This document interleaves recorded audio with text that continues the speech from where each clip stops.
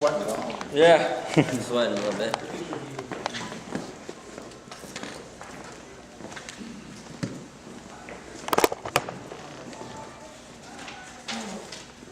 So congratulations. Thank you. Big win, boy. You really took it to them. You said you're playing some of the best tennis you played. Yeah, I mean, I was in the zone today, and I just was trying to stay with it. And after that first set, I was kind of like, well, can I really keep this up? I wasn't expecting to come out like that. Robby's a great competitor, and he's really in good shape. I know he's fit. I practiced him plenty. So after that first set, I was kind of like in my head, not sure if I could keep that up or if it was supposed to happen. But honestly, I was just in that zone where it just was, everything was kind of going my way and was staying solid, moving well, hitting the ball as solid as I could hit it, and just kept going, and it worked out for me today. You won the Knoxville Challenger last month, and did being able to finish that off help today in a tournament like this? Yeah, definitely. And the week before that, I qualified for a Challenger and got to the finals. So I had a really good finish to the year. I qualified and final, and then special exempt in Knoxville, and then winning the title in Knoxville obviously was a big boost to my confidence, and getting back in the big leagues again instead of playing the tournaments that I had to play to come back up to where I want to be at. And all my hard work is finally paying off, and I'm back in the big show again, so it feels good. Everything looked like it worked well for you today. Was there anything in particular that you thought was maybe the strongest part of your game today? I felt like I was moving really well and hitting my backhand really well. Robby's backhand's really solid, and he would try and change to my backhand. I really got him on the ropes running when he would go to my backhand. I felt like I was really moving the ball around really well and getting to a lot of balls. And I think I was frustrating him a little bit because I was getting to some balls that he didn't think were going to come back. And then, just taking advantage of the short balls and playing some good indoor tennis. I was really happy with the way I played.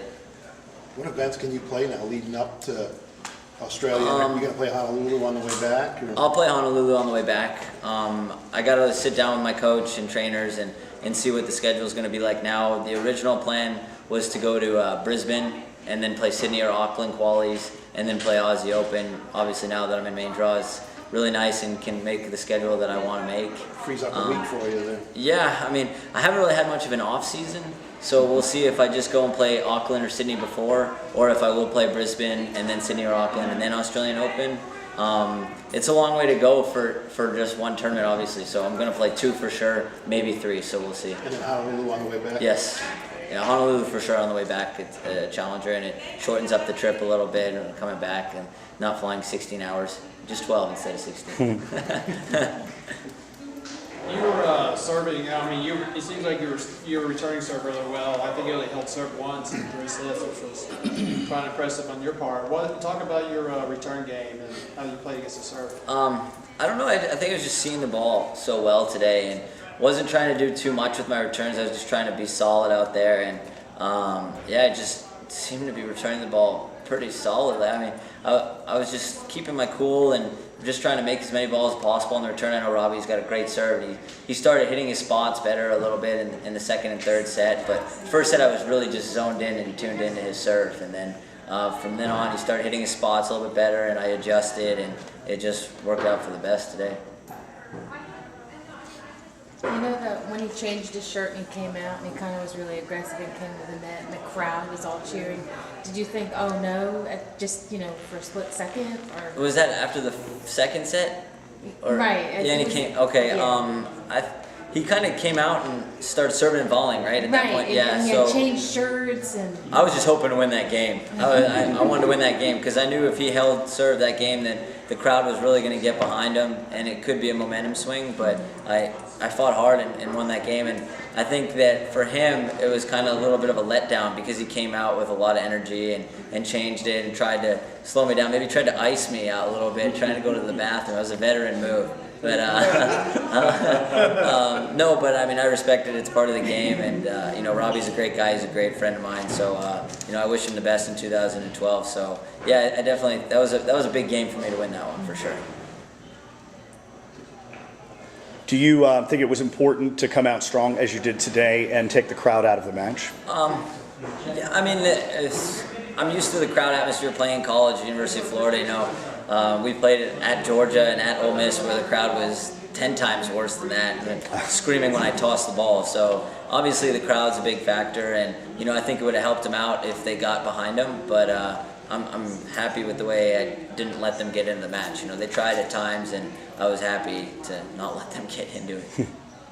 Were you born in Canada? Yes. With the Bogomolov controversy going on, have you signed something with the USTA, or have you talked to them about if all of a sudden if Canada needed a player and they called you? Is that? That's a tough question. I haven't signed anything with them, but I play for the U.S. right now, and the USDA has helped me out in the past a lot. And obviously, like events like this and tournaments like this, the opportunities playing for the U.S. are great right now. But obviously, for Davis Cup, it's a little tough. I mean, the U.S. has so many players, but would you consider if Tennis Canada called? Would you consider it? I'm not going to say yes to that right now. I'm getting a wild card. Absolutely. I'm not trying to throw you under the bus. No, I mean, Jay Berger and Pat McEnroe heads up the USDA, and Jose Aguirres have been nothing but great to me and showed so much support in me. Obviously, with my comeback, they've been in a lot of support. So it's a tough call, but I mean, I know Bogomolov did what he had to do, and everyone respects his decision. I just saw him last week, and he actually lives in Florida, so I'll be practicing with him quite a bit. I think he's a good friend of mine, so I wish him the best as well. Jesse, you think you'll play any of the 500 events in the U.S. Early next year, like San Jose? I'm hoping. Is San Jose at 500 now? I think It's at 250. Oh, is it 250? Yeah. Sorry. I'll be playing San Jose hopefully, and Memphis as well. Hopefully my ranking can get high enough to where I can get in on my own, or if not, I'll play qualies. Yeah, that's the plan. I mean, I like playing indoors. People will see me indoors, and sometimes they think it's a great matchup because I'm not so big and I don't serve huge. But growing up playing indoor tennis, I enjoy playing indoors. So, I mean, hopefully I'll be playing in all those events this year. It'll be great. Do you think your ranking's been a little deceptive, and has that made the job harder for you to come back? Well, I mean, when you're out with injury in tennis, it's pretty hard to keep your ranking at one spot. I mean, you drop pretty fast because tennis is a sport where you need to defend your ranking if you don't come back and play the same tournament, and if you do, you need to do the same result the next year. So for me, it kind of spoke for itself. I mean, I dropped to about 460, and then I went back and played some futures, played some challengers, and now I'm back up to about 160. And I mean, ranking says a lot. I mean, that's where you are. So I mean, you could say that I was 400 playing futures, and now I'm back up to 160, and hopefully I can get back in the top 100 again, and then I'll let the ranking speak for itself. Hopefully. Thanks. Anything else? I still stick to my Ottawa roots for the Senators hockey. Though. There you go. There you go. Or maybe you're a Maple Leafs fan. No chance. Sens all the way. Senators all the way. Senators, okay. Well, thanks for coming in. No, thank you. Thanks, Jesse. All right, thank you. Well,